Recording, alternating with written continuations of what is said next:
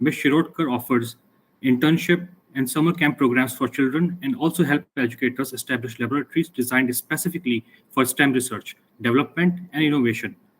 Dr. KB, Hedgewar Shiksha Prasarak Mandal, Maru High School, Don Bosco College of Engineering, and Kids Nets are some of the RCA Solutions participating schools.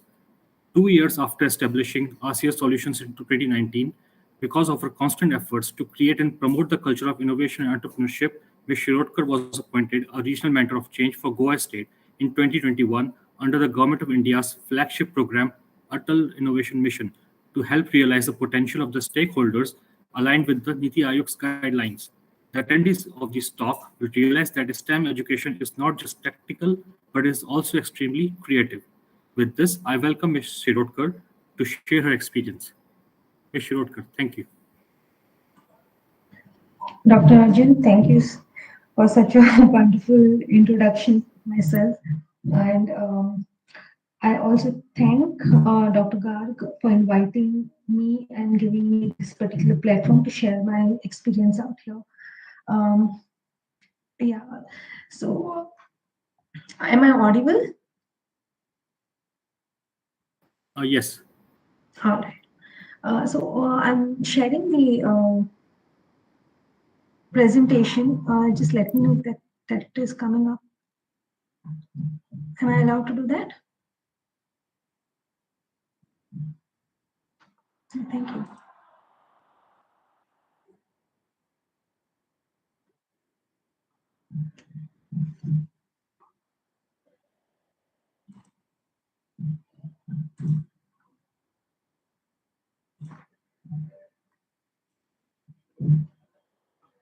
Is it visible?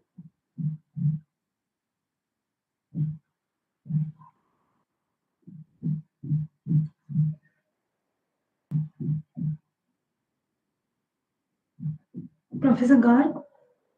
Yes, it's visible. All right, thank you. Okay.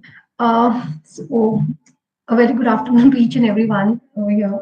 Uh, Dr. Arjun has already given an introduction about myself and my company. My name is Sunaya Shirulkar, and I'm the founder director at ACO. And as the tagline says, of the company that we believe in learning by doing. So I'll just go through the entire thing, and probably then I'll share my experience as an entrepreneur and what are the challenges that we faced and what were the growths and success and all of that stuff. So about myself, I'm an engineer by profession, and then I had served as an assistant professor in an engineering college for almost 7 years, and now been appointed as a mentor of change earlier, and then been selected as a regional mentor of change by Niti Aayog. So I have around almost around 20 schools wherein we help them to go through the entire STEM education in the state, and yeah, and definitely Ace here, my baby. So we go ahead and we offer STEM education courses. We have our own develop educational robotic kits and other STEM educational kits with us. We kind of provide an entire roadmap of tinkering labs, or you can they are called as tinkering labs or the Atal tinkering labs. So how to start the labs, and then whether it may be training the trainers or training the students, what would be the syllabus and what has to go into the first year, second year. So the entire roadmap is what we share out there, and definitely into a B2C kind of a thing. It's more of the workshops and online trainings. This is all what we do. And there's a small video coming up for you all. So we have trained almost around 8,000 students across the state till date, conducting different workshops and sessions.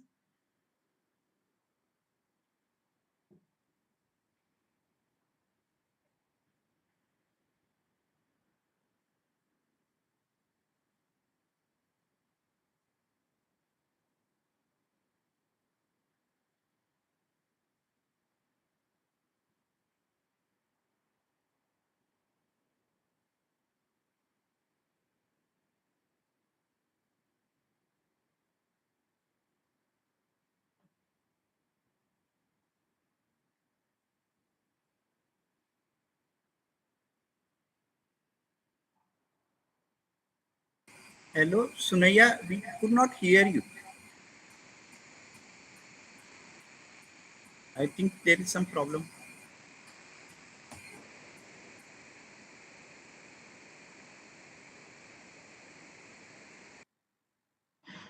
All right.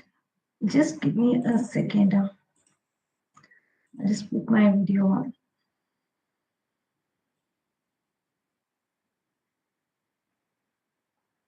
Yeah. All right. So definitely, as I said, when I initially started off, I was earlier teaching almost for 7 years, and basically started realizing that we understand a lot of things when we do things practically, rather than we just go through the syllabus. And I wanted it to be more of a practical session rather than just gaining information and keeping it aside. But then how we really as engineers would know how to go ahead and innovate things or invent things. I realized that the only way how we can go ahead and do this particular thing was just doing something. And definitely in the process of doing something, there will be many a times we will fail. And when we talk about failures, it's been taken in a very not in a very good way or not in a positive way. But then someone out there, like a mentor of mine, told me, ki, so why do you see failure, or why we in the society see failure in a negative way? Why it is not seen in a positive way? Why it is not seen in a way as an opportunity uh, to do things better, to do that particular things better?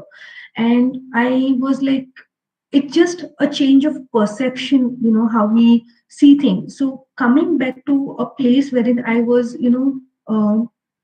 was teaching, and in an engineering setup, as engineers we need to be reading a lot of things, gaining a lot of information, in going ahead, inventing things, innovating things.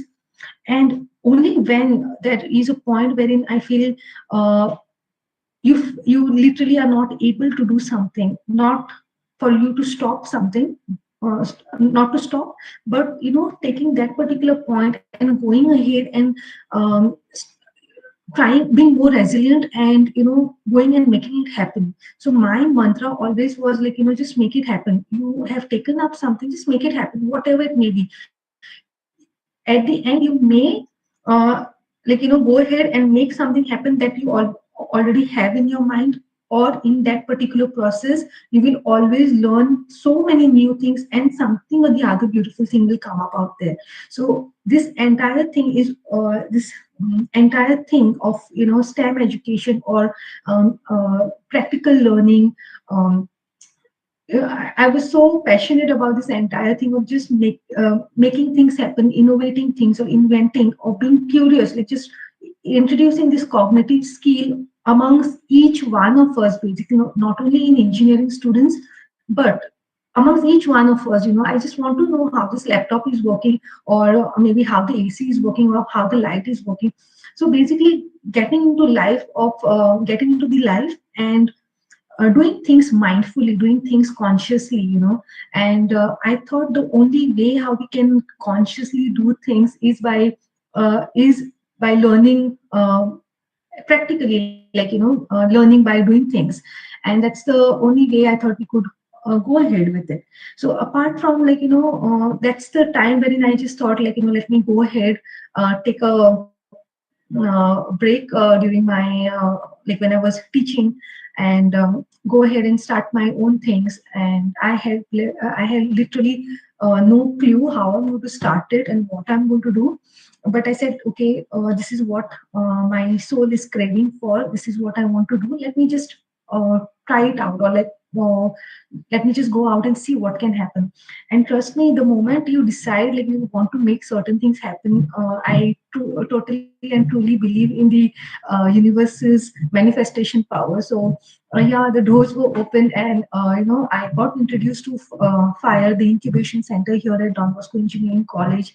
And I say it would be my purest and truest blessings that I got DS Prashant sir as my mentor, and he helped me understand so many things in my startup journey. So I went ahead, I started developing these kits. I started developing the business model. Now, also understanding that coming from an engineering background and not having done my BBA or MBA and having lack of administrative knowledge out there, it was very difficult for me to understand the entire vocabulary there of the business. In the business or the corporate world, but then it was a journey. Every step that I've taken, I've understood so many things, and truly, when I've also seen that when you really want these things to happen, then there are a lot of people who will come you, and they will actually sit with you and explain you everything. Like this is what it means, and just go ahead with this thing. So being being positive, or having a right mindset, or knowing that you are going to be provided with some kind of a help from somewhere, has always worked out for me in my life. So I went ahead, I started developing the kits. Earlier I was focusing only on a B2C kind of a thing. I literally didn't think about a B2B. So when I said B2C, I had this educational kits. Earlier, I started with only 3 robotic kits of ours, and then now we have almost around 11 robotic kits. We have an innovation council over here, a prototyping lab. That 30% is what we kind of started developing over here. But then how to take these robotic kits and then keep on developing on the robotic the robot building skill, or the embedded programming skill, is what we started focusing on. So initially a B2C, maybe we took workshops, we took sessions, we one-to-one training for the students, and then we went ahead and started focusing on a B2B. Now, when it came to B2B, what happened was, so as I said, the educational kits here that we have, ACS educational kits. So we have the robotics kits that we have different levels. Then coding levels, we have the AI kits that we have, Arduino kits, that's called microcontroller kits, or the embedded C kits, and then the Raspberry Pi kits, and the educational kits. So educational kits have a lot of other things like basic electronics. It may be a medical kit, it may be an agricultural kit, or so many other things, a smart city kit, or smart houses kit. So these are all the things, these are the kits that we have developed now. So initially when I started, literally I started with only 3 kits, and that was all were named as robo kits, ACS robo kits. And as I said, initially we just started from B2C, and then now we are focusing. So as you keep on growing, you realize there are different verticals, you keep on finding your niche.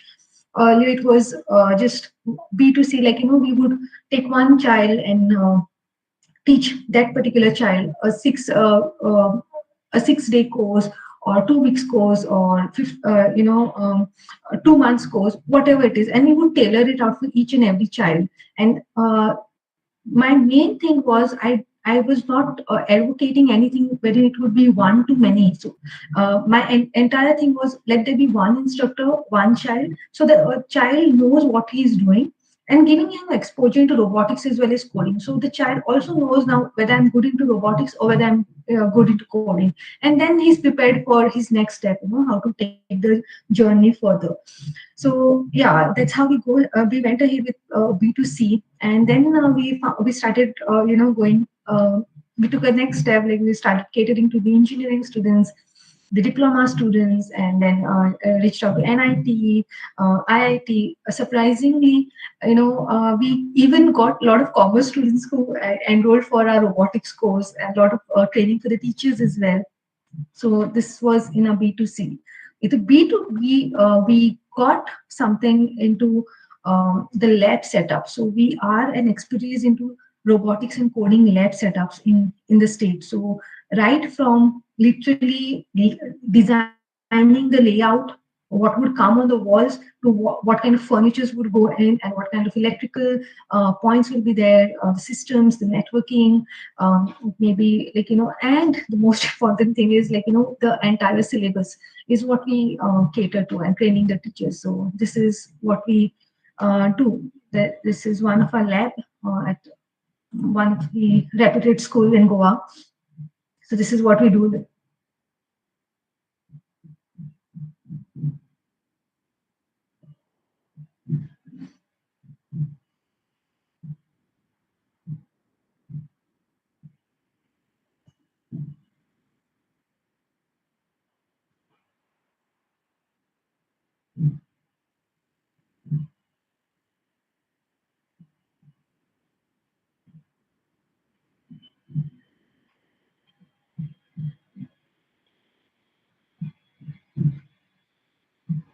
Yeah, so this particular lab basically have like two things, you know. So they have this robotics and coding is one of the thing, and the other thing is more into the AR VR setup. So whenever you'll get time, you can definitely visit the school. Is very warm and welcoming everyone out there to understand more about the AR VR. Also, it's a very good experience that they have there. So yeah, this is what we do into entire thing about the company, like lab layouts, designs, consultations, roadmaps, event organization, training the trainers, training the students, curriculum setup, industry exposure, patenting if the project is or the product is really the new thing. So this is what is all about. Little bit about myself and the company. And a lot of students, when I initially started, so much of halla gulla, wherein people were asking me, what is the right age to start with coding? What is the right age for robotics? Are you being too pushy, or are you pressurizing the students to get into this thing? And my answer would be a clear no, because an Arduino board, I'm sure most of you all must be knowing about Arduino Uno boards. These boards were started in US.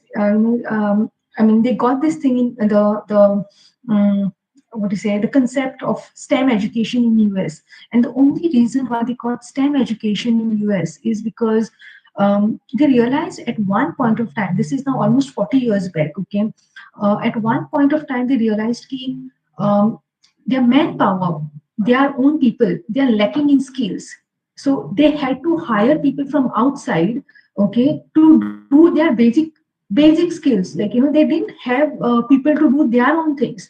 So when they understood that there is a problem out there, and the administrative came in and they tried to figure out why there is a problem. They realized that their entire community or their entire society in the US is depending on someone else. So there are a lot of brain drains that is still happening, unfortunately.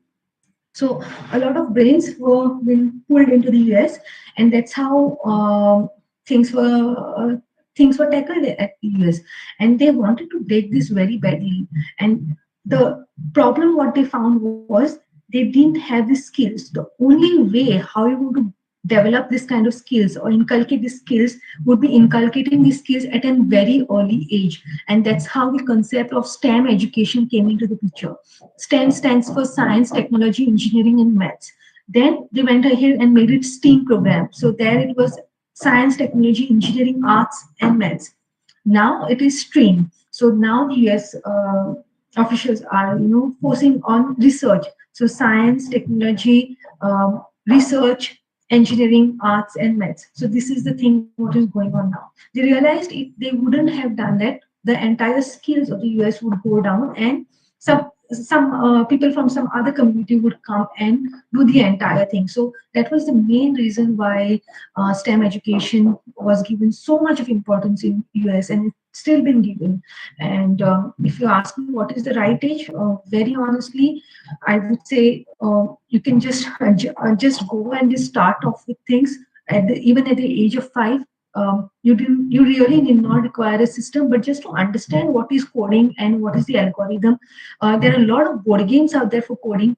One can just go start using those board games, and you'll understand coding very easily. These are all the success stories. Like people have literally gone and very what I would say is a reason why each one of them have actually started with things like Samaira Mehta. She realized that her friends are finding it very difficult to understand coding, so she started with her own company and she made these board games, and now she's the founder and CEO of Coda Bunnies. Then we have Erham or Mohammed or all these people, Tanmay. So they've just gone ahead and they have started, there's no right age is what I feel like. Anyone can start at any age, whatever they want. Um, and the USP that what I basically wanted to go ahead with my products were like, we have all studied this in seventh standard, the concepts of light, what is light, and we have studied the concepts of heat. We all know that during summer holidays, we are not supposed to we avoid wearing dark colored clothes or black colored clothes, knowing that it's going to absorb a lot of heat and it's going to make us a little uncomfortable. And so we go ahead and wear something which is light and which is or white, right? So that we are a lot more comfortable during the sun. During the summer seasons. So this is what is being taught to us in the school, and it's still there with us. It's going to remain throughout. Now, this is called as the near field learning. We have learned that this is the thing, and probably we are not we are supposed to wear color clothes during summer season. Now, what would be a far field learning? Now, the concept of heat itself, okay, is being used in this. Uh, the IR sensors. If you can see here in this picture, when there are these kids standing and seeing how the robot is working. It's normally called as a black line follower. BLF is what is called in the robotics term out there. So all kids learn from the BLF itself. That's like an ABC for robotics, and there are sensors out there, and each sensor, if you can see over here, so I've given a look of this thing. So this sensor on the white surface, what is happening? It's getting reflected, and on the black surface, it is getting absorbed. So the same concept, what we have learned in seventh standard, this is your near transfer knowledge, and this taking it and applying it somewhere, making something work, would be a far transfer knowledge. So my entire focus remains throughout all this program of STEM education, how we take the academic subjects and transfer it to a far transfer knowledge. So yeah, that's all about what we do and how we do all these things. About my journey, I kind of follow an ikigai. So this is basically okay. So this is basically what I kind of keep on coming back and looking at this diagram every time I need to start something, even at this point of time. Maybe I need to put a new product or I need to come up with a new service, anything. I keep on coming back to this particular one diagram. That's an ikigai. It's, in Japan, ikigai is basically your life purpose or your bliss. It's what brings you joy and inspires you to get out of bed every day. So it basically contains, the subsets of four main things. So it's like you need to know what you like or what you love. First thing. Second thing is whether the world needs it. Okay. If the world needs it, are people ready to pay for it? Okay. And then you see, I don't count what you're good at as one of the parameter out there. For me, these three parameters are the most important thing. So I feel if I say like developing the apps, okay, or maybe I'm very good into UI, UX, that kind of a thing. And I'll try to, wherever I see and different types of apps that I see, I will try to see how I can make this particular app or the user interface of this particular app a little better. How can I provide this services a little better? So what I do is just an example, if I love developing apps, I am looking out in the world if I can solve or I can serve a particular if I can do a particular service better. So I also ask simultaneously whether it is really required. Like, let's take an example of Zomato and Swiggy. We go back and check, whether which one is I'm talking about the user interface, which one is better, like whether Swiggy is better or Zomato is better. So in case if like say Zomato is better than Swiggy, and then so we focus on Swiggy and say like, okay, Swiggy needs to be developing this particular or improvising these particular things out there. And what we also do is I will also check whether Swiggy really needs to, will really pay me for that. So I've given a suggestion out there, but I'm also checking whether Swiggy will really need this particular thing. And I definitely, why I say like, the fourth point, whether you're good at it or no, I just park it is only because definitely I would go ahead and find a solution for something or try to see some if I can solve something better only if I'm good at it. Otherwise, I think it's a secondary thing or it comes as a part and parcel of what you love. Like you have to be good at it. So this is an ikigai thing which I always follow whenever I need to start with any new thing, any new services or introduce some new products in the company. And this is like in depth like why you have to love what you're doing is because according to Malcolm Gladwell there's something called as a 10,000 hour rule. So if you want to really come up with a world class product, okay, it says that you need to put in a 10,000 hour into that product or that service. And we all know that we won't be able to do that until unless we really love to do that particular thing or like to do that particular. So there's a ample amount of dedication. So if you really love to do something or like to do something, that will come very naturally to you and you'll be able to do that. So you really have to see what you like and or what you love, and then get into doing something out there. uh, Second thing, what the world needs. Now, this example was, uh, I mean, it's quite close to my heart. Like someone told me 3 years back or 4 years back when COVID hit us, like, we already had Zoom platforms or Google Meet was there, but no one was using it, right? But like, before COVID would come and we would go out in the market and tell people ki there is Zoom platform, there is Gmail, and Zoom would come up with a lot of, the lot of plugins out there saying that these are the things which Zoom is providing and it's costing you so much, or maybe Zoom would come up with AI thing out there. This is before COVID, I'm speaking, and none of us would buy it. Though AI would be the thing at that particular time, like the new technology at that particular time, but I'm sure no one would go ahead and buy it because there was no need of Zoom and Gmeet at that point of time. So we have a lot of startups and entrepreneurs go ahead with what is the recent technology, like whether technology the recent technology doesn't determine the success of a startup. I truly believe that what determines the like one of the most important factor that determines the success of a startup is whether you're providing the right thing to the market. Are you able to solve someone's problem? Are you serving the community? So there are two things that I always go ahead, whether you are providing a solution or are you manipulating people to buy a product, what it is. So you go somewhere and you see key there is a problem out there and I can serve or I can provide a solution so that it's service, like I'm able to help them, or I am just trying to show them the gaps and and in terms of manipulating them.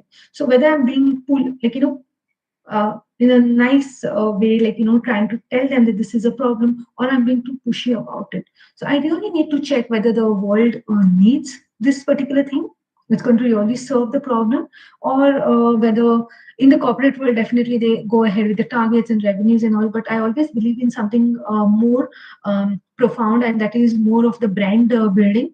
Something if you want to have a short term thing, you want to scale up to a particular level, spike it up, and then leave. Then I think you really need not focus on the other thing. But if you are really a person who is thinking about your brand building, then what is the thing is you need to be earning a lot of trust from your customers. Like that's the thing, a game. And how you build it by constantly delivering what they require.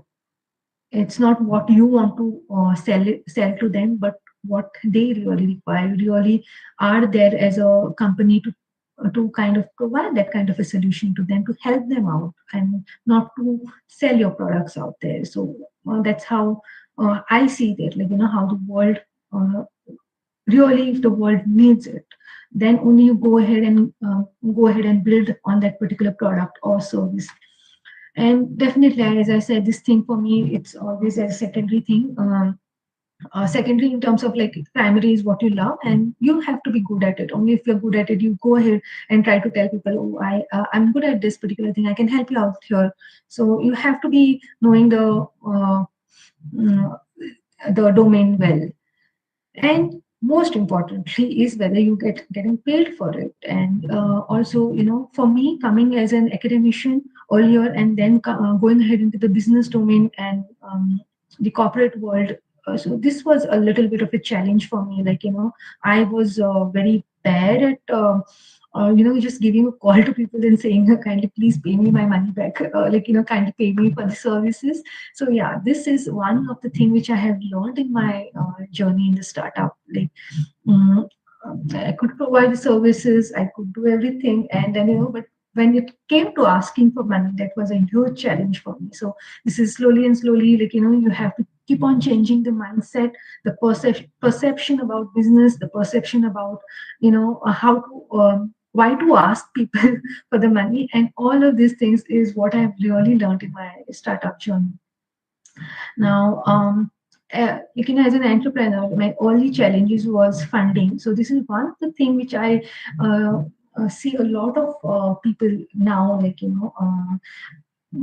they come up and they wait for someone to fund them initially, and they say, like, the moment I get funded, then I will go ahead and start up with something.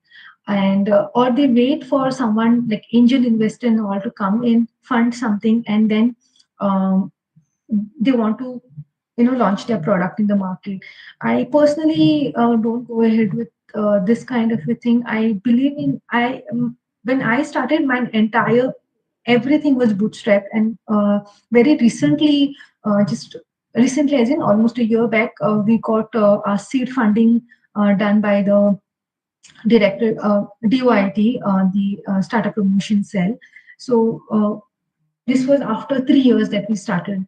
But initially, it was totally bootstrapped. Like, we whatever money we would earn, we would pump that particular that amount back into the business.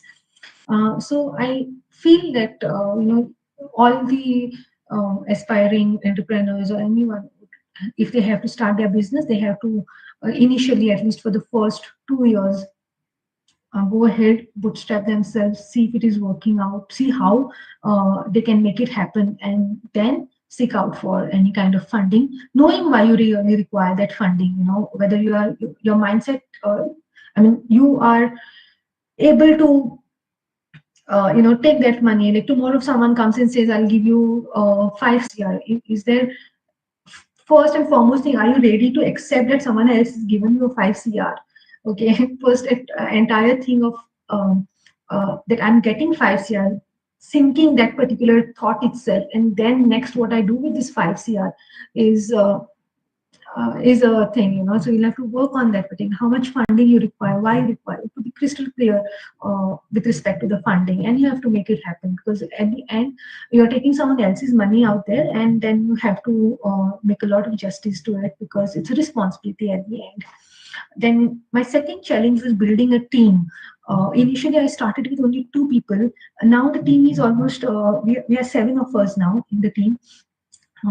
And mm, I believe, again, in building a team, it's something which I've learned. Let me just go through quickly in another thing. Okay, so here is what I completely come back again and again, is something called as a win-win-win triangle. So every time, the win has to be first for your customers, second for your team, and third for yourself. So every your building your team is like, building a culture in the organization. So when we talk about company, I see it, though, like, company is on the end as an entity is on the paper, but I see company as group of people having the same frequency, having the same passion, okay, coming together and working towards a particular goal.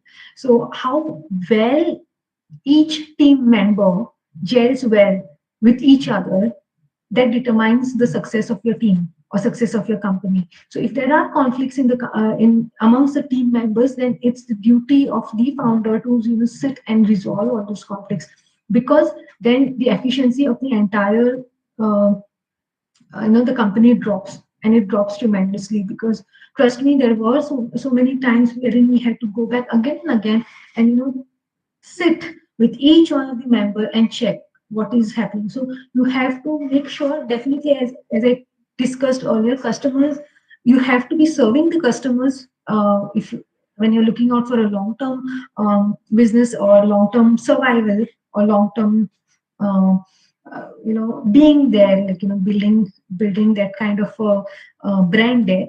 Customers is first thing what we need, what we check. Second most important thing is your team. Your team is the spine, it's everything of the company. So we have to be learning how to build these teams, keeping them, retaining them. Retention is another big issue, like, so you have to be retaining these team members.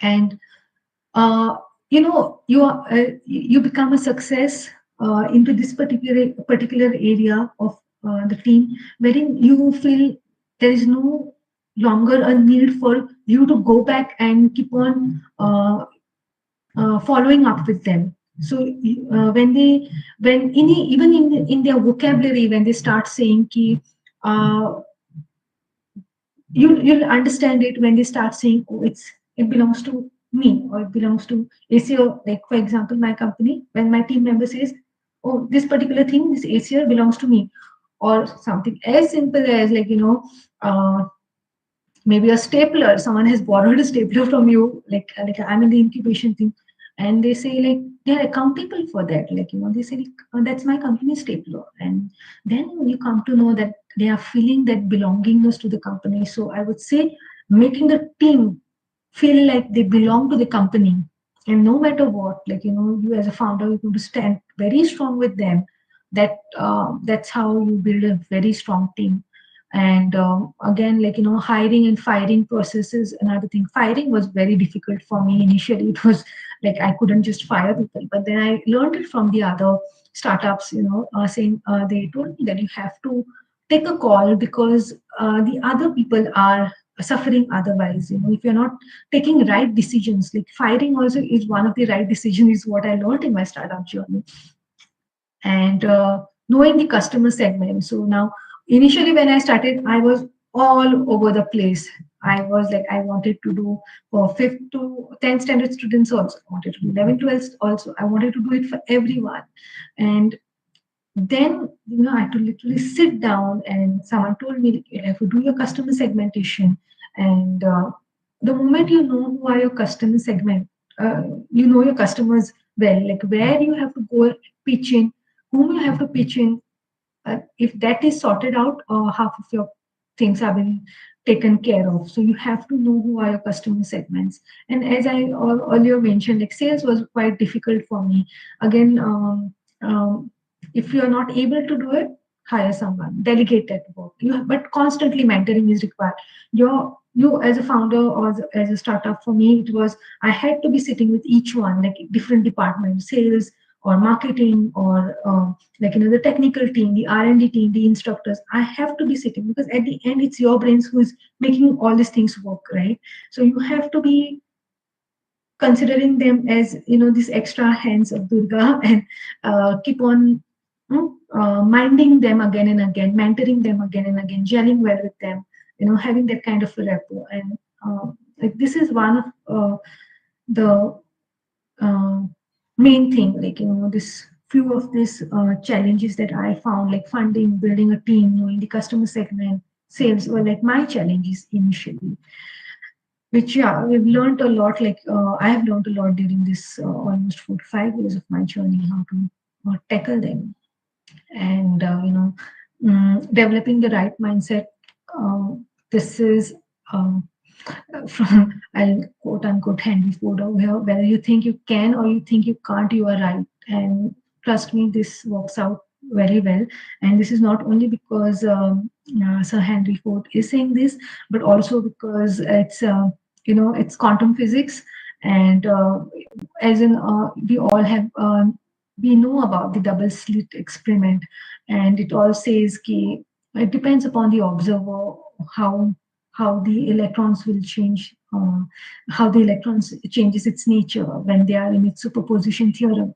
Sorry, in its superposition environment, So it all depends upon the observer, how you want to see things. Like if you feel like it's not going to work out, it will, trust me, it will not work out. You take any domain in your life, if you really feel this particular thing is not going to work out, it will not work out, because this is what you have already developed in your brains, and that the same thing is going to get manifested out. That's the observer. You as an observer will be able to see that in your 3D. So again, like from Rumi, it's as within, as without. So whatever is there within is going to get reflected out. So your attitude will play a huge role out there, how you want to take the company. So working on the mindset is one of the key aspects. Then being with the right set of people. This is again because you have to be with the right set of people. People who are going to motivate you, people who are going to inspire you, people who are going to see the positive side of things, who are optimistic about things. So you need to be with the right set of people. Someone who will inspire to, someone who's going to come and tell you, yeah, go ahead, make it happen. Okay, so that gets me to getting a good mentor. So when I say like being with the right set of people, getting a good mentor is one of the most important aspects. Not only in a startup, but just otherwise also. So I was, as I said, fortunate enough to get Prashant sir as a mentor for me. So anytime I had any kind of problems, so I know that he's approachable. At the same time, he's one person, every time anytime we meet, he will ask me, okay, Sunaya, so how many times have you failed? And I just, the first time when he asked me this, I just looked at him and I was like, I said, like, has he asked me the right thing? So he said, I'm asking you something. How many times have you failed? And I didn't understand at that point of time why he was asking me this thing. And now I understand. So he will. He's someone who is very optimistic. I've learned something called as constructive criticism from him. He didn't bash me up any time, but always kind of gave a lot of constructive criticism, and I just so knew those intentions were so pure, and the only thing that he always wanted from me was to just scale up, and still wanting me to scale up to next level. So his vision, his mission for this year is altogether a different thing. So you really need to find this kind of a mentor, who will be there with you, who will guide you. He may be not in the same domain. Say tomorrow, if I require someone into my technical field, maybe he won't be coming out there and helping me out there. But you just know that he may give you someone, or he may just give you some suggestion, but you just know that when you are under this umbrella, you know that it's been guided well. You've been guided well. You've been taken care of. So getting a good mentor, and you can have many mentors. So you can have someone into the business mentor itself. You can have someone into sales also. There are mentors. So there are different mentors. You can go ahead and go ahead and take up as many as mentors you want. But always remember, like I've seen, I go ahead with whatever my heart says. I feel intuitively if this particular thing is correct for me, I go ahead and say yes. I'll go ahead and give it a try. But somewhere I feel like, okay, I'm a little reluctant about things, then I would definitely not take a step there. But at the end, it depends on whether you what you feel. I go with in the intuitions. So whether you feel it's right, go ahead. Whether you feel it's a little dicey, I just take a pause and like, take some time to process it and then take a decision on it. So yeah, that is like getting a good mentor is one of the main thing, and value of networking. I'm quite an introvert person that way, so networking was a complete no-no for me. Getting into going out in public and networking with people, new people would like. I would be like, why am I even supposed to do this? I do not want to do this. There is so much reluctance out there earlier. Like, but then I understood that the moment you start networking, you get to know so many people, and you come to know what kind of services they are providing and what kind of products that are there in the market, and this actually helps you to scale up so this network, the value of networking, I've seen that the moment you start networking in the right set, you get this right set of people with the right mindset, and you start propagating in that direction towards your goal. So you need to be networking with the right set of people, not anyone and everyone. But yeah, I would say with respect to the startups, good business networking group is good enough. Adaptability would be another thing. Now during COVID time, so what happened was I kind of I took my resignation in December, and March we had COVID, and we were like all pumped up to start with robotics and coding sessions for kids. Um, and somehow because of COVID, so now at this particular point of time, I had a choice whether I had to give up or I had to, continue with whatever had to, whatever was thrown at me. Um, I literally had to take a decision, and within 15 days, I had to shift my entire uh, the the business model to online. So everything which was going offline, I had to shift everything online. There is no other option for me. The only other option was to shut down, but then I didn't want to take that thing at all because I wanted to make it happen. So I went, and I, in fact, that thought of shutting it down never even occurred to me because. I knew I'm going to make it happen. I wanted to make it happen, and I knew I will make it happen somehow or the other. So, and trust me, during COVID time, that was the only time wherein or where all the other companies maybe were suffering, but the edtech companies were growing at that point of time. Could do a break even. We never cut anyone's salary. In fact, we kept on incrementing my team members' salary. So that was a good. I mean, it was not a. It was a learning phase for me. So I had to learn that I have to be adaptable to situations. So now we are okay with the hybrid also. Like some people say, okay, like we want it online only. Some people say we like it offline, and some people say let's make it hybrid. So I'm okay with all the things. So if I wouldn't have gone ahead online, I wouldn't be actually doing these things today with you. And being resilient in the face of obstacles is every entrepreneur should be having. You have to be having being resilient about things, and being persistent about whatever you're doing. So, and also being courageous to take any risk that comes up your way. Not giving up is the way forward. So these are the things that I have basically learned. Yeah, this is the culture that we normally speak about. Each culture, each organization will be having different kinds of cultures. So ACL have a different kind of culture. I'm sure the upcoming speaker, his organization will be having different kind of culture.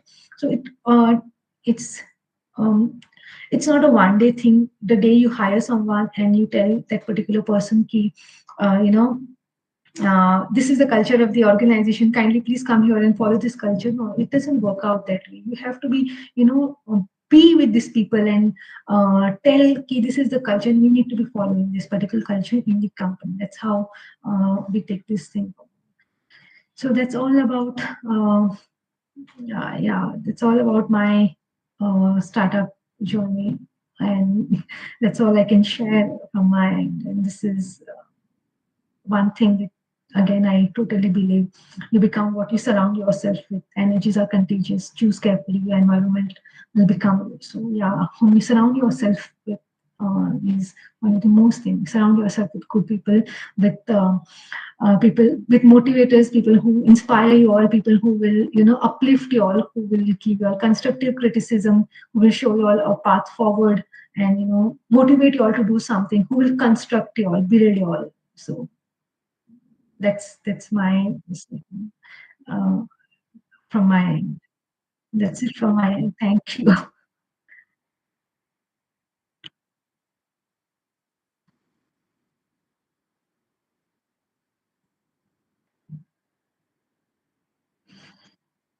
Sure.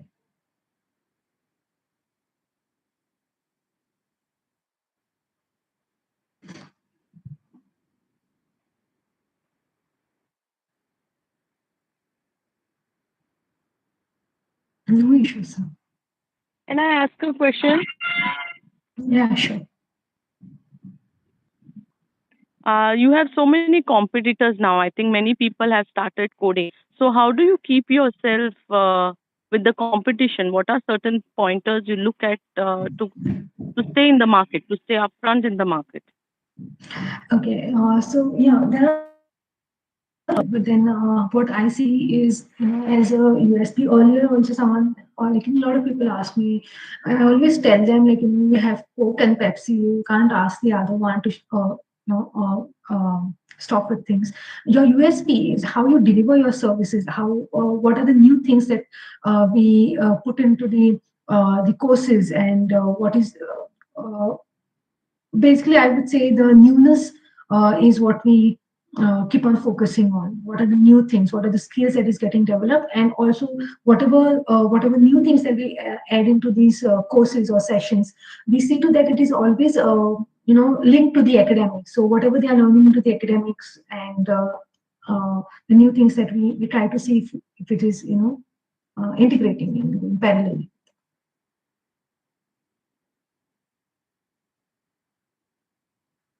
So I kind of focus more on the, getting new things. That's what I would say.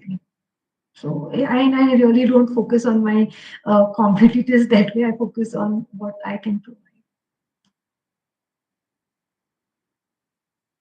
Yeah.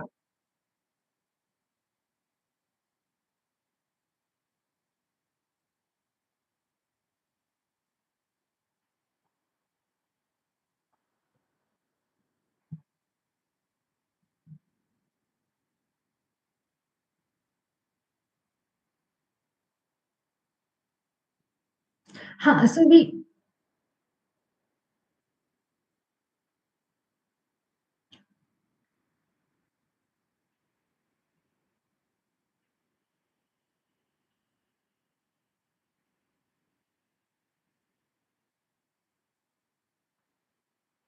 Mhm.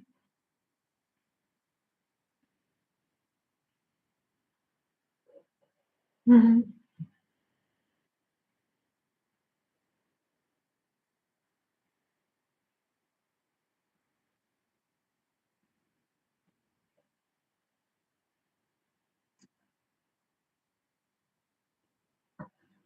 Alright. So what we do is, as I said, like we are into B2C as well as B2B. So when I talk about B2C, here we welcome the students to come here. So individually classes are being taken care of, and in case if some of the colleges and schools require, we go on site and we give a group training out there. So sometimes it is a 3 weeks course, or it is 2 months course, or 3 months course in the school premises. Sometimes during for the college, it is a workshop that we go ahead for a 3 day full-time workshop, all these things. So that's how we go for a B2 B2B kind of a thing.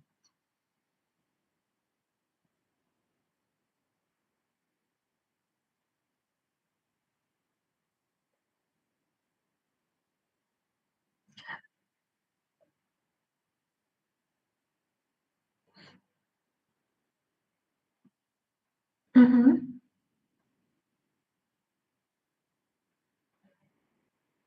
Mm-hmm.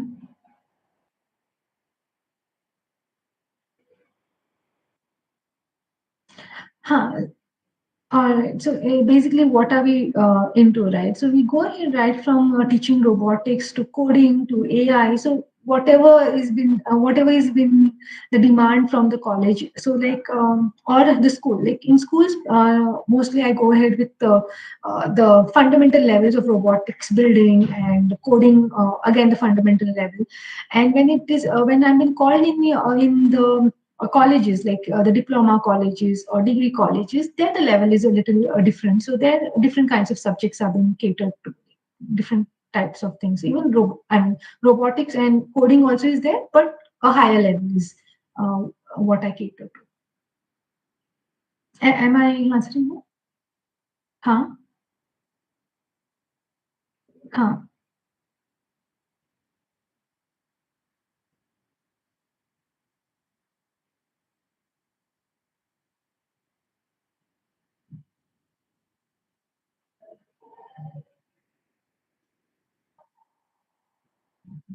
Mm-hmm.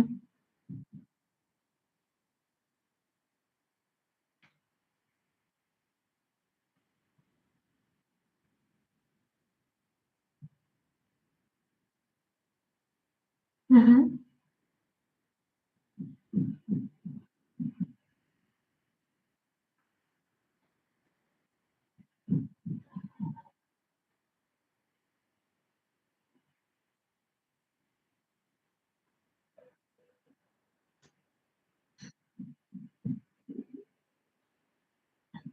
Okay, so what we can do is at the moment, like now I normally don't go ahead and help anyone with respect to their project, especially the students, because that's not the vision of the company out there. But then if someone really requires and say like that's not in the profile out there at all, Mr. Sarkar. It's So if you have some kind of a problem, you have identified something and say like you want to go ahead and develop some kind of an app, and or you may see like if AI is helping you to solve this particular problem. So what we'll be doing is we'll be sitting and understanding your things and then providing you with all this. We'll tell you how to go about this entire thing. So it's as far as what I'm understanding is a kind of handholding that you're looking out for, and then you take up this tools and go ahead and develop your things.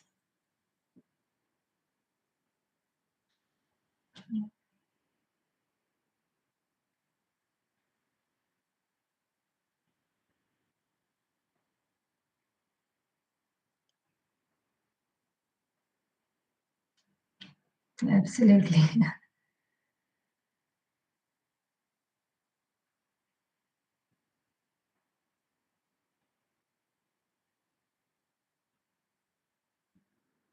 Yeah,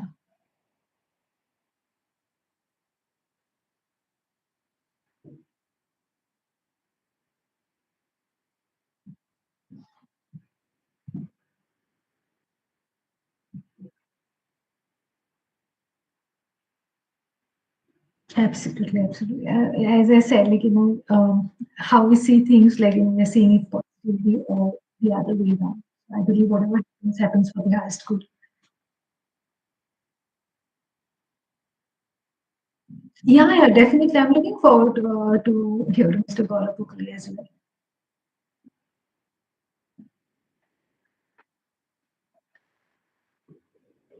Yes, sir. Thank you so much uh, for having me here.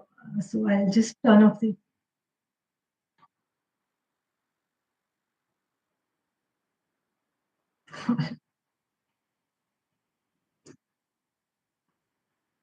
Sure. Thank you so much.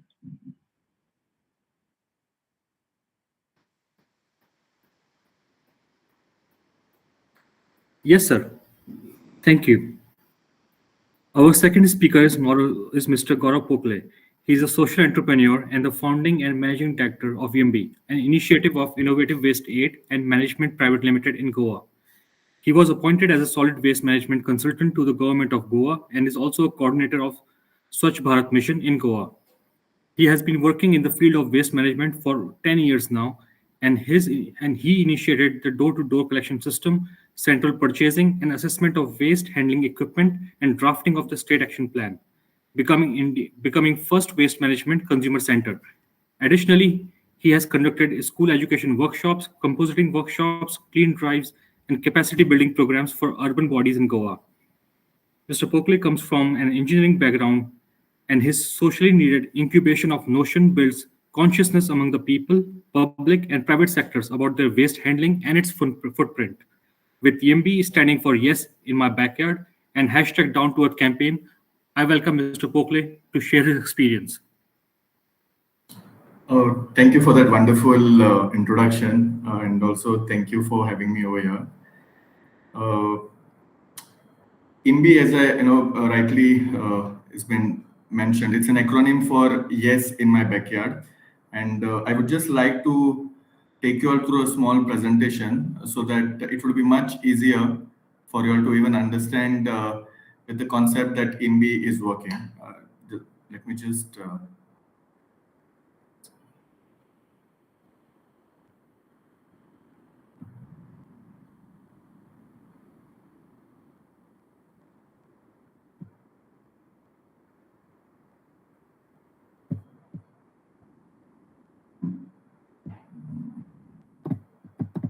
I'm not able to share the screen. I don't know why.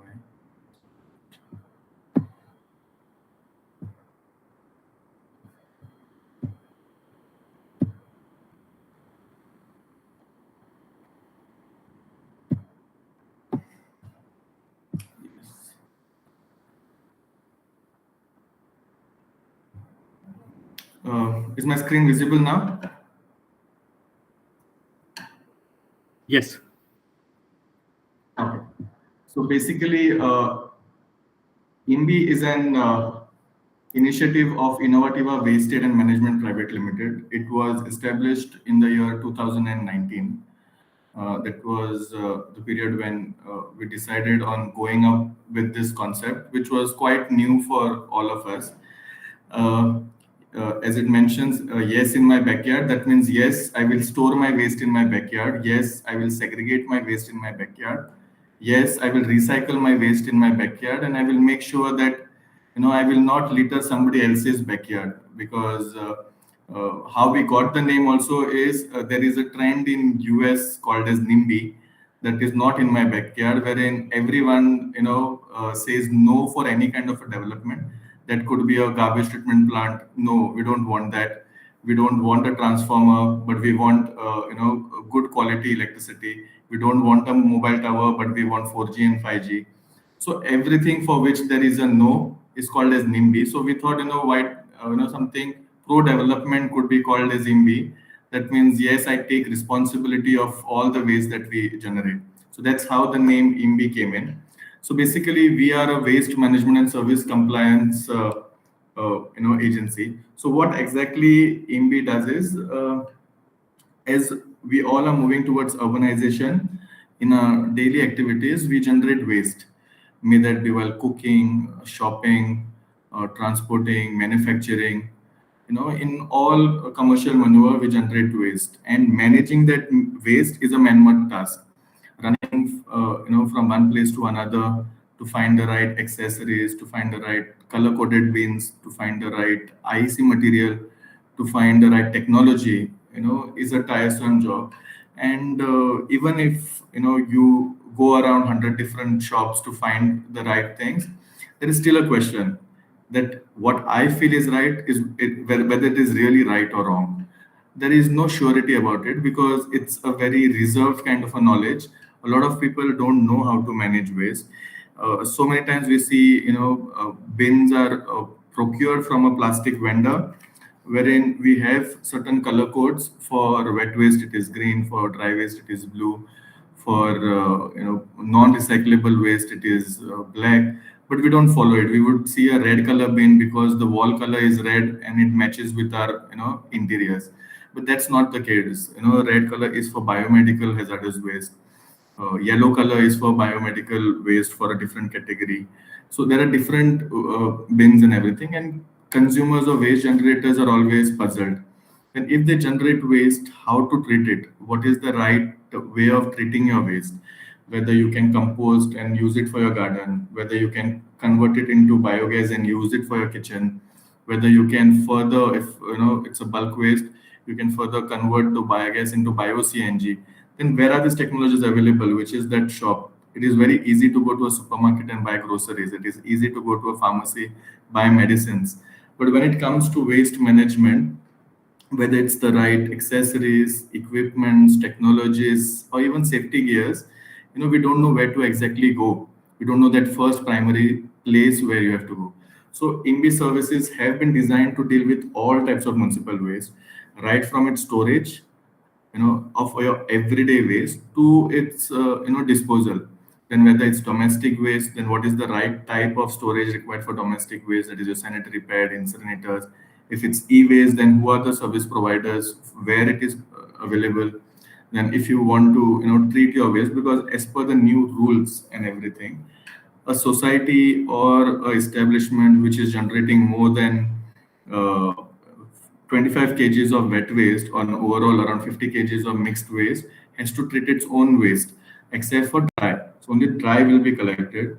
How many people know that dry waste you can get paid by almost 7 to 10 rupees a kg?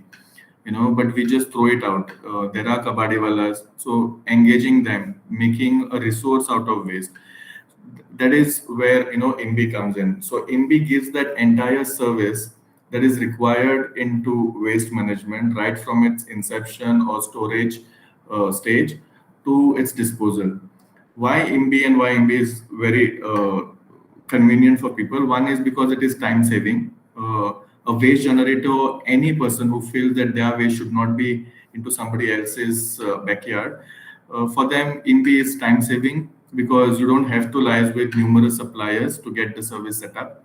There is a cost reduction because single contract often comes with discounted rates. So we are an aggregator par excellence that has all types of equipments, requirements, tie-ups, even certain things which is not available. Those gap products which are not available are with INBI. We have designed it on ourselves. We have a team of engineers with us who make it so that there is a cost reduction to it. One report that is all your statistics, how much waste you generated, how much has been treated, how much has been sent for material recovery facility, how much has been sent to a cement factory after the rejects. All these reports are available in one single report. That means your carbon credits, your waste footprint, and one thing that is you will have a peace of mind, because you can know your green credentials. And basically you don't a bulk waste generator doesn't have to run after all the notices that are being served by the pollution control board, because they know that their waste is doing no damage to the environment, and they have someone who can basically stand up and speak for their services. Then single point contact, as I said, provides easy solutions to take consultancies of different streams of waste that a business or an enterprise receives. And as I started with this thing, that there is a convenience. That is, we like to keep things very simple and straightforward. That means what is the best possible way is the answer. It is not that we only have one option.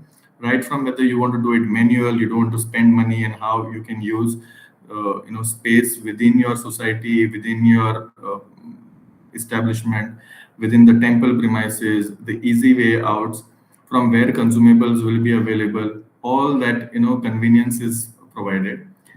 Then to start with decentralized technologies, that means waste has been treated. So we help in setting up a waste handling infrastructure, installations of composting, then IoT based. So that will come with the next slide, what exactly we do with that.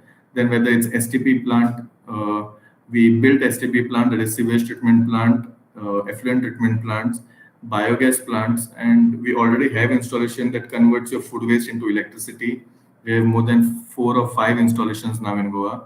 We have organic waste converters that convert your food waste into compost that is been sold, or it can be used for your gardens. So all these turnkey projects, and along with operation and maintenance, that is our key. We like to operate our plant so that we can give more efficiency. Then we do even consultancy awareness. We do events. We have done Rider Mania as a zero waste event. We have done Vibrant Goa as a zero waste event. And we do a lot of cleanup drives. We are doing with United Nations a program very soon now, We have worked with them in the past also. We are working with GIZ. We are working with UNDP for a lot of awareness programs and cleanup drives.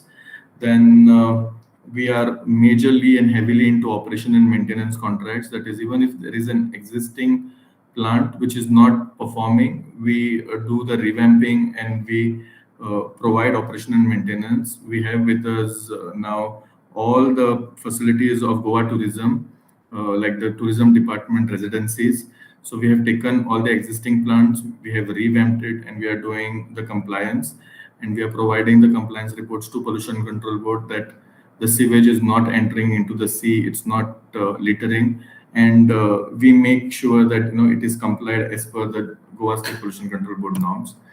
So we have a waste management consultancy. We have tied up with various consultants.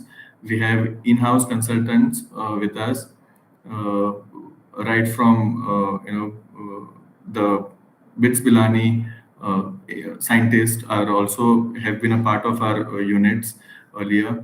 We have our in-house lab for sample testing of water, soil. Then we rent out equipments because a lot of youngsters, NGOs, self-help groups, they want to conduct cleanup drives, but they don't have equipments with them. And to buy it is very difficult. So we rent out at a very minimum cost. That is, only to make sure that the transport cost is managed, so that we encourage more and more people to get into, cleanup drives and get that basic understanding of not littering. We do an annual maintenance contracts, as I mentioned, we have done for Goa Tourism. We do it with private developers, we do it with residential welfare associations, we do it with market complex for setting up of STPs, ATPs, maintaining it, and for material recovery facility. We have tied up with Mapsa Municipal Council recently for their MRF. Now, this is a unique USP, as I mentioned, IoT based, that we are launching very soon. The trials are going at the moment. We are the first in India to start this application for all our equipments, that is our technologies, whether it's OWC machine, whether it's biogas, whether it's a manual thing, wherein we will have a remote monitoring system, which will be web and app based. That means, just to give you an example, if it is Taj Hotels, they might be having properties across India. Even in Goa, they have almost 4 to 5 properties. And from any central location, they will get to know like if they have IMBI in all the 5 locations in Goa, which, 2 properties we are already doing. From a remote location, they will get to know whether the machines, what they have procured from IMBI, whether they are in operation, how much waste has been processed. If the machine is not in use, then they get to know that waste has been dumped somewhere, not treated. This information is not only with Taj, but can also be shared with the local authorities, so they know that these equipments are not put into use, and thus doing they are a cause of littering around the village or the city. So this app also can give you a downtime reduction through proactive alerting, that when is the maintenance, the maintenance alerts are there, then it will give you a proper improved efficiency. It will even through other sensors, it will also show the life and span of any equipment, machineries, motors, any service required for it, the oil or any other measures that needs to be monitored. So all this, so that we don't have to physically visit all our plants, but everything is available at one go. And when I said for the first time, it is because it can take any kind of machine. That is, whether it's a biogas, whether it's a composter, whether it's a manual composter, whether it's an STP, whether it's an ETP. In STP also, there are different types of STPs. So we have sensors for all the flow meters, right from your inlet to outlet to the air blower functioning. You get to know the health of the entire systems, so that you bring down the cost on operations and everything and the maintenance. And overall, you get to know the usage, the maintenance, the sustainability, and the overall capital savings. So this is what will be an added feature to all our equipment. So remotely, everyone knows how much green credentials they own. If carbon credit, like how it happens in US, if you have good carbon credits, you get paid for it through the carbon funds that are available. We could then maybe start something like that through this service. Then a lot of stakeholders in waste management have called us the Amazon of waste management. That's the kind of recognition that we have received, because anything and everything is available at IMBI when it comes to waste. Giving peace of mind, what we have achieved in last proper 3 years of working, because 2019 was the year we decided we would come with the concept, and we started building a team, building the vendor network, building our designs so that we can get all our plants manufactured from shop floors.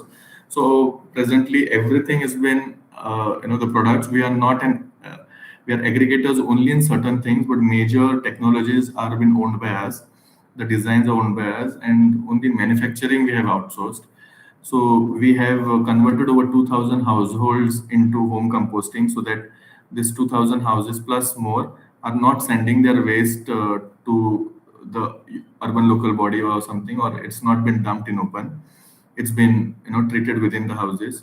Over 30 bulk waste generators, whether it's panchayat, urban bodies, housing societies, hotels, have invested, and they are installed composters within their property, including IIT property in Pharmagudi, wherein they convert their wet waste into compost, which could be sold or used for gardens. We have over 12 installations of biogas plants, right from 150 kgs up to 5,000 kgs, that is generating gas for cooking purpose. So our first biogas plant was of 200 kgs for Kamurlim village, and on the onset of pandemic, it was been set up. And during the pandemic, when people were starving, there was a food requirement. The panchayat managed to cook food using, our biogas plant. So the gas was used for cooking purpose, and the villagers were being provided meals. Similarly, we have a plant in Mapsa, Bicholim, Sankor. These areas, more than 3 TPD plants are there, which converts food waste into electricity. It generates electricity for its own purpose running, and also gives electricity for street lights and other machineries and equipment within the property. We have channelized over 50,000 kgs of recyclable waste from all these above setups that we have, that is housing complexes and all. We have tie-up with a Mahila Mandal, who every month collects waste. We go collect that waste, provide them some incentives, and provide this recyclable waste to authorized recyclers, so that it again doesn't get into the landfill. We build and operate and maintain over 15 sewage treatment plant, including the Goa tourism. So that makes sure that almost more than close to around 1 MLD or more than that MLD wastewater is been treated, and and it's not let into our open fields or into the environment. These are some of our machineries. So we are a decentralized model. That means we only cater from 1 kg up to 5 tons, that is 5,000 kgs. Above that, then you require a bigger plant for which government normally caters. So these are our OWC machines, which will have remote monitoring system. Then this is a manual composter. For this also you have manual feed, and you'll get to know the update whether it's working, not working. Then these are few of our biogas plants, in Taligaon, in Sankor, for Nagwa Panchayat, for Kamat developers, for Mapsa Municipal Council. Then we have liquid waste management for Raj developers, MBR construction, Taj hotels, for a brewery, that is Makazai. Then we have reverse osmosis systems also for Taj.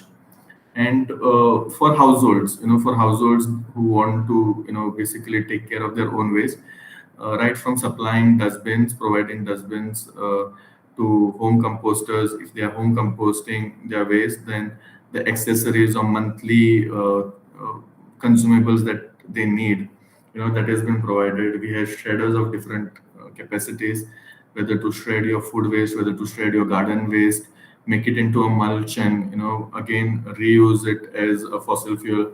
So all these accessories are available. So, a waste generator doesn't have to run around the places. Our marketing is not like hoardings or creating major ads. What we do is we do a lot of community building. We go for events, make a event zero waste, and that's where we work with the government and all. We had done Vibrant Goa, which earned a lot of praises even from the Prime Minister. We do this school educational programs like Rangoli competition, essay writing on waste management, wherein we make sure that parents participate, students participate, the village panchayat participate, and there is a talk or a discussion that happens about their village waste. Then we have this waste station at one of the event, wherein we encourage people in segregating their waste in three different types of the waste. This was the Shama Prasad Mukherjee Stadium. Then again, we have organized over 100 cleanup drives until now, wherein we have collected more than 30,000 kgs of waste, which is sent for recycling. We have done cleanup drives for waterfall areas as deep into Sattari. For residential housing complex, we have had awareness programs so that they should segregate their waste and they could start treating their waste within the society. Not allowing bigger trucks to enter the society, reducing fuel, reducing all the other fuel consumption and everything, and making sure the society remains cleaner. We've involved school students also, and these are some of our clients, right from Government of Goa to CCP to Lupin, Raj Group, MRF, Milrock. So yes, that is just a presentation on what we exactly do.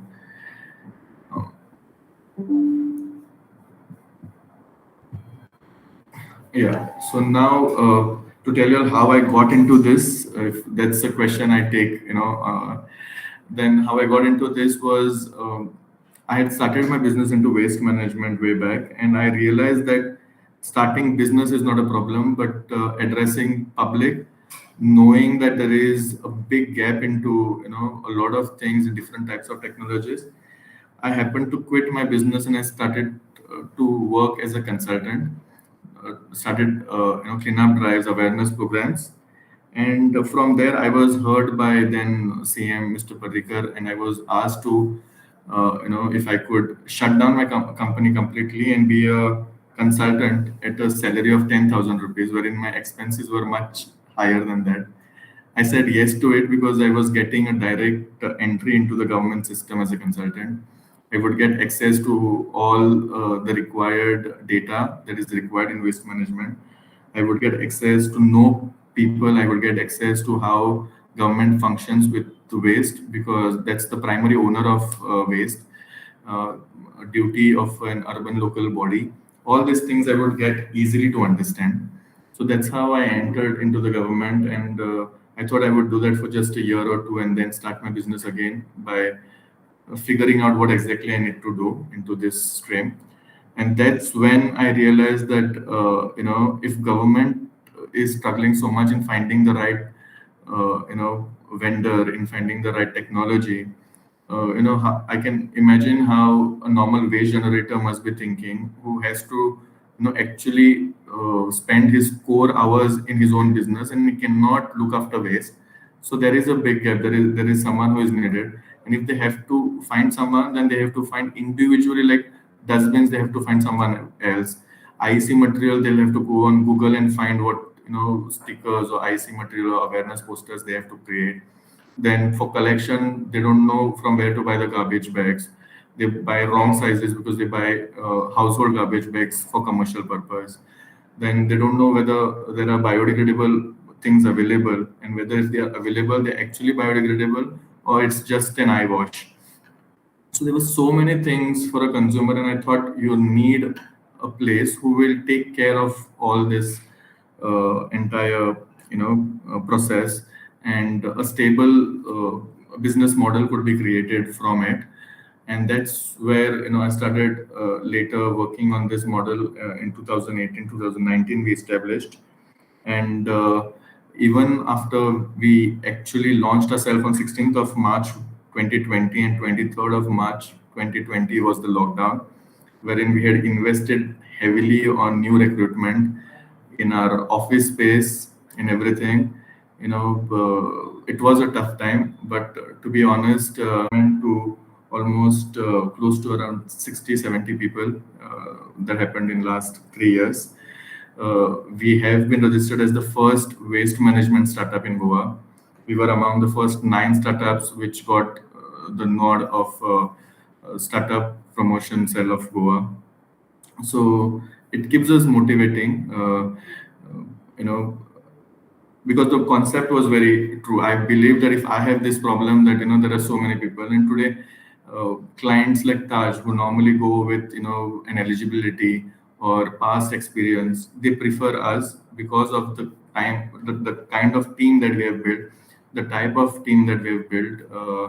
The concept that we came out with, making things easier for them, because otherwise the same chief engineer of Taj used to manage 4 5 vendors just to get one work done. So now we are doing STPs also for them, we are doing reverse osmosis also for them, because everything is basically a single type of work. And as we are growing, we need more and more people. We are struggling to find people. So we would like more and more people to join our journey, to take this as India's brand into waste management. So we are working towards that. I would like to take some questions rather than me just speaking. I would like to take some questions if there are any. Thank you.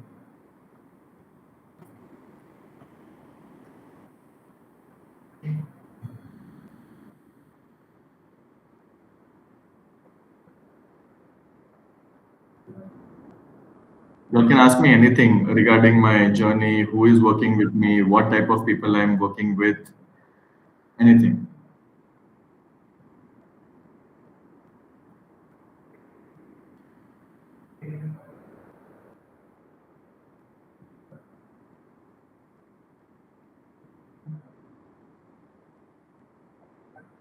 Yeah.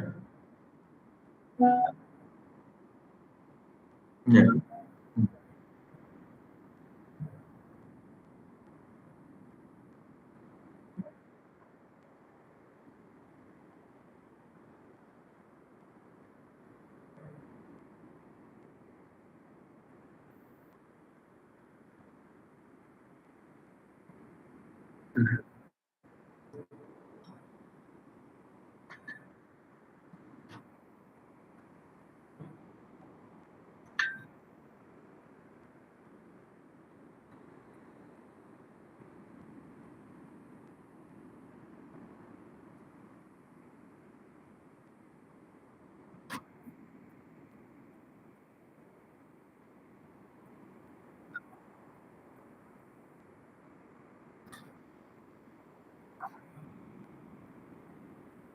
See, I will make it very simple. Okay. When we go out for shopping, okay, we know how to shop. We never mix. Correct. If we have to go to a vegetable market, we go to a vegetable market. We have to go to a florist, we go to a florist. Everything is segregated properly. What happens is when we realize that something is not useful to us, we mix it in one and throw it as one. Okay, so that's the main problem, because psychologically for us it is waste, but for many it is a resource. Okay, like for plastic, you will see someone picking up plastics from the roadside and everything. For him, it's a daily, bread and butter. So it's a resource for him. So we always call our facilities as resource facilities. We don't call it as a garbage treatment plant. That is the first thing. That is psychological for us. When we work individually, decentralized model. That is what I call, right from 1 kg up to 5,000 kgs. That's our target. Why we are doing that is because we want to break waste in a form that it is not allowed to get mixed. Okay, so that we work with the small community. I work with an individual house. I work with few individual house. I work with one housing society. I work with one factory. To give you all an example, we were awarded a work in Mapsa to set up a 5,000 kg biogas plant that will treat 5,000 kgs of waste and convert it into electricity. The Secretary of Urban Development asked me, Gaurav, is it possible? क्या तुम 5,000 kg ला सकते हो? Because we don't want a white elephant over there. So I said, obviously I'll do something for that. So very simple thing, I went to the market, I tried to understand how municipality was collecting, and I realized that 5,000 kg was my target, that I have to treat.